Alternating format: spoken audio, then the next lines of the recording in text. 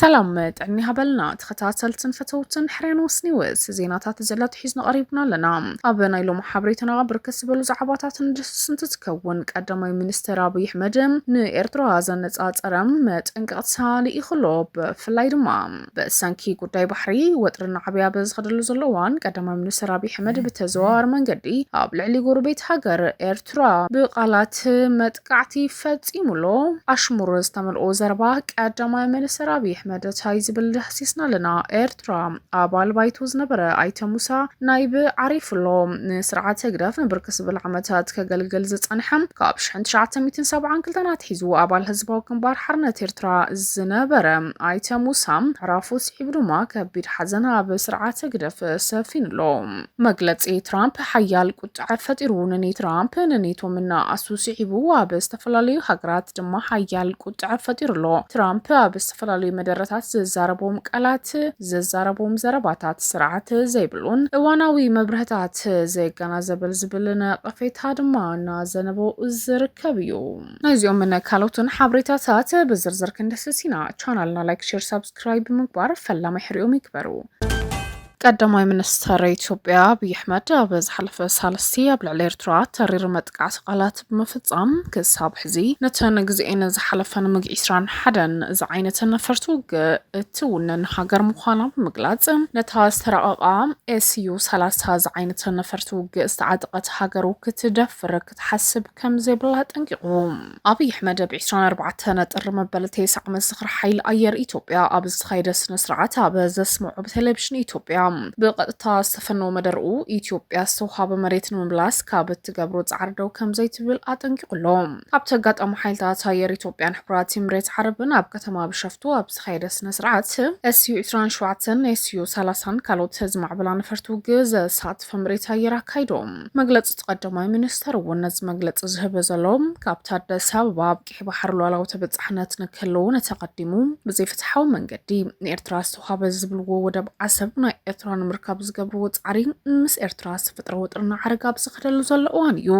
ኣብ ዘስምዑ መደረ እውን ናይ ቀረባን ናይ ርሑቕን ጸላእትና ንኢትዮጵያን ምድኻም ስትራቴጂካዊ ረብሓታት ንምጉዳእን ካብቲ ሃብታን ምዝማዝእ ንዝሓለፉ 100 ዓመታት ኣበርቲዖም ሰሪሖም እዮም ክብል ተዛሪቡ ሓድነትን ክብርን ሃገራዊ ረብሓን ኢትዮጵያን ምርግጋጽ ኣብ ንገብሮ ጻዕሪ ዕረፍቲ ከም ዘይንህብ ጸላእትና ደጊማ ከረጋገጽ ፈቱ ዝበላ አብይ አሕመድ ፈተውትን ጸላእትን ከፈልጥዎ ዝደሊ ነገር እንተሃለወ ናይ ኢትዮጵያ ጽቢቕና ከም ዘይንፈልጣዩ ኢትዮጵያ በቁጠባን ብታሪኽን ብዓቕምን ካብ እትፈልጥዋን ላዕለ እያ ብምባል ኢትዮጵያ ተዓቢ ዘላ ሃገር እያ ምሳሌ እውን ህዳሴ አፍሪቃ እያ እንኳ ኣማራፂ ምስ ከምዚ ዓይነት ሃገር ሓቢርካ ምንባርን ምዕባይን ጥራሕ እዩ ምክንያቱም ዝኾነ ኣካል ኣማራፂ ዕንወት ጥራሕ ከስዕብ ስለ ዝኽእል ክብል ኣጠንቂቑ ዘሎ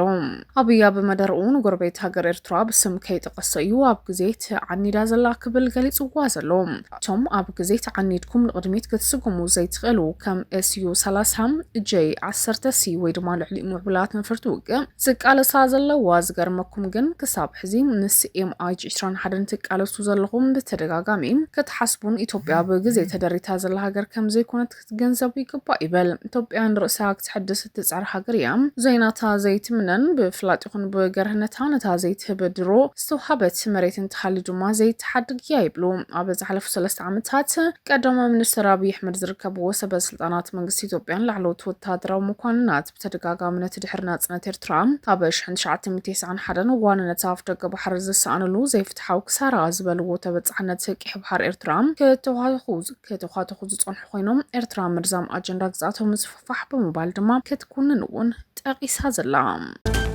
ነዚ ስዒቡ ድማ ቀዳማይ ሚኒስትር ኢትዮጵያን ኤርትራ ብቃላት ኣጥቂዑ ዘሎ ብሰንኪ ጉዳይ ቂሕ ባሕሪ ወጥርን ዓብያ ብዝኸደሉ ዘሎ እዋን ቀዳማይ ሚኒስትር ኢትዮጵያ አብይ አሕመድ በተዘዋዋሪ መንገዲ ኣብ ልዕሊ ጎረቤት ሃገር ኤርትራ ኣጥቂዑ ዘሎ አብይ አሕመድ ኣብ ዝተኻየደ ጽምብላት ምረቓ መበል 9 መስኽር ሓይሊ ኣየር ኢትዮጵያ ኣብ ዘስምዑ መደረ ናይ ቀረባ እዋን ርሑቕን ጸላእትና ንኢትዮጵያን ምድኻም ስትራቴጂካዊ ረብሓታት ንምጉዳእን ሃብቲ ንምምዝማዝ ንዝሓለፉ 100 ዓመታት ኣበርቲዖም ሰሪሖም ክብል እዩ ዘዛረብ ሓድነት ልዕልነትን ክብርን ሃገራዊ ረብሓ ኢትዮጵያ ንምርግጋጽ ኣብ እንገብሮ ጻዕሪ ዕረፍቲ ከም ዘይንህብን ጸላእትና ደጊምና ክነረጋግጽ ይብል። ኣዕሩኽን ጸላእትን ክፈልጥዎ ዝደሊ ነገር እንተሃለዉ ግን ኢትዮጵያ ጸቢቖም ዘይፈልጥዎ እዩን ትብል። ሰበስልጣን ኤርትራን ዘረባ ክሳብ ሕዚ ግን መልሲ ኣይሃብሉን። እንተኾነ ግን ኣብ ዝሓለፈ 3 ዓመታት ሰበስልጣን መንግስቲ ኢትዮጵያን ወታደራዊ መኳንናትን ነቲ ዘይፍትሓዊ ዝብልዎ ተበጻሕነት ቅሕ ባሕርን ኣብ ኤርትራ ህላዊ ጉዳይ ምዃኑ ይገልጹ።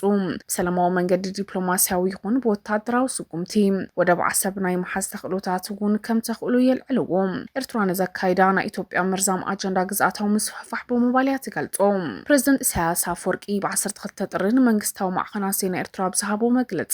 ኢትዮጵያ ብልዕሊ ሃገሩ ኩናት ኣዊጃ ምህላዋ ብምጥቃስ ንሃገርና ከመይ ጌርና ከም እንከላኸለሉ ንፈልጥ ኢና ይብል። ኢትዮጵያ ዝርከብዎ ድማ ዕስባት ወታደራት ኣብ ኩናት ሱዳን ከም ዝተሳተፉን ዝግለጽ ዘሎ። ኣብ ሱዳን ኣብ ዝካየድ ዘሎ ኩናት ሕድሕድ ካብ ዝተፈላለዩ ሃገራት ዝተዓሰቡ ወታደራት ይሳተፉ ከም ዘለውን ትገልጹ።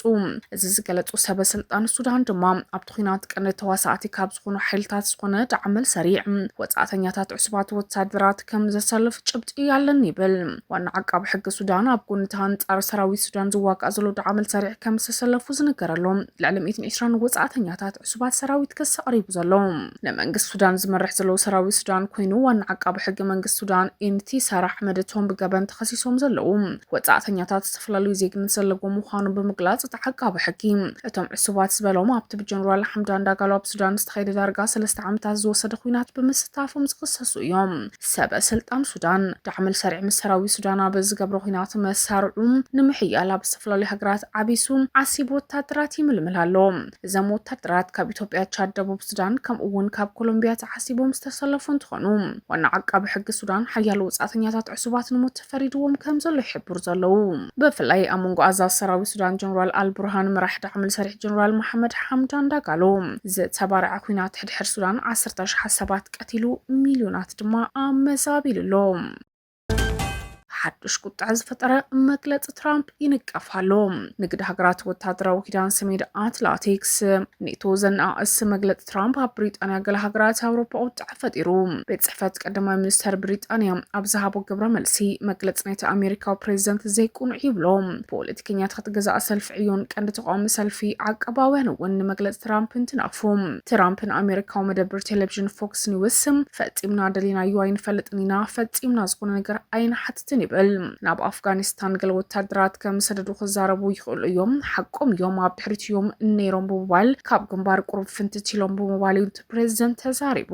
ብፍላይ ድማ ኣፍኛ ቀዳማይ ሚኒስተር ኪር ስታመር እውን ኣብ ዝሃቦ ግብረ መልሲ እቲ ፕሬዚደንት ንተራ ናይቶም ሓይልታት ብሪጣንያ ዝርከቡ ወታደራት ኔቶ ምንኣስኡን ኣይኮነን ይብሉ። ኣብቲ ድሕሪ መጥቃዕቲ 11 መስከረም ዝተወልዐ ንልዕሊ 20 ዓመት ዝቐጸለ ኩናት ኣፍጋኒስታን 457 ወታደራት ከም ዝሞቱ ይፍለጥ። ብኣማይ ዝቁጸሩን ካልኦት ኣካላዊ ስንክልና ስነኣእምሮ ስንብራት ወሪድዎም መብዛሕትኦም ኣብቲ ፅዕፅዕ ውግእ ዝካየድሉ ዝነበረ ዞባ ሄልማንድ ተዋፊሮም ዝነብሩ ምዃኖም ድማ ዝግለጽ ዘሎ። ኣባል ባይቶ ዝነበረ ኣይተ ሙሳ ናይብ ዓሪፉ ኣብ ሚኒስተር ትምህርቲ ኤርትራ ዋና ዳይሬክተር ክፍሊ ሓፈሻዊ ትምህርቲ ኣይተ ሙሳ ሁሴን ናይብ ኣብ መበል 77 ዓመቱ ዓሪፉ ዘሎ ኣባል ናይ ተፈሪሱ ዝርከብ ሃገራዊ ባይቶ ኤርትራ ዝነበረ ኣይተ ሙሳ ብዝተፈላለዩ መንግስታዊ ትካላት ብሓላፍነት ዝሰርሐ እዩ። ኣብ ምንዳፍ ናይ 1997 ዘጸደቐ ሕገ መንግስቲ እውን ዝኾነ ኣባል ኮሚሽን ቅዋም ምንባሩ ይዝከር። ብዘይካ ዝግን ብሕጊ ዝተመረቐ ሙሳ ብዝተፈላለዩ እዋናት ዋና ኣኽባሪ ሕጊ ኤርትራ ማሕደራ ወደባዊት ከተማ መጽዋዕን ከተማ ከረን ኮይኑ ሰሪሑ ኣብ ሚኒስትሪ ትምህርቲ ሓላፊ ክፍሊ ካሪክለም ምንባሩ ዝግለጽ ኣይተ ሙሳ ብ2000 ሒዙ ብሞት ክሳብ ዝተፈለየሉ ሓላፊ ክፍሊ ሓፈሻዊ ትምህርቲ ኮይኑ ኣገልጊሉ ዝጸንሐ እዩ። እቲ ኣብ ተረኻቢ ከተማ ሕርጊጎ ከም ዝተወለደ ዝግለጽ ኣይተ ሙሳ ናይብ ካብ 1972 ሒዙ ኣባል ህዝባዊ ግንባር ሓርነት ኤርትራ ህግደፍ ምንባሩ ድማ ዝርሳዕ ኣይኮነን። ተኸታተልትን ፈተውትን ሕሬኖስ ኒውስ ንሎም ዕለስ ሓዝናዮም ናይ ውሽጢ ዓድን ወፃን ሓበሬታታት እዚኦም ይመስሉ ነይሮም። ተመሊስና ብኻልኦት ወነው ዛዕባታት ክንራኸብ ኢና። ቻናልና ላይክ፣ ሼር፣ ሳብስክራይብ ብምግባር ፈላማይ ሕሪኦም ይክበሩ።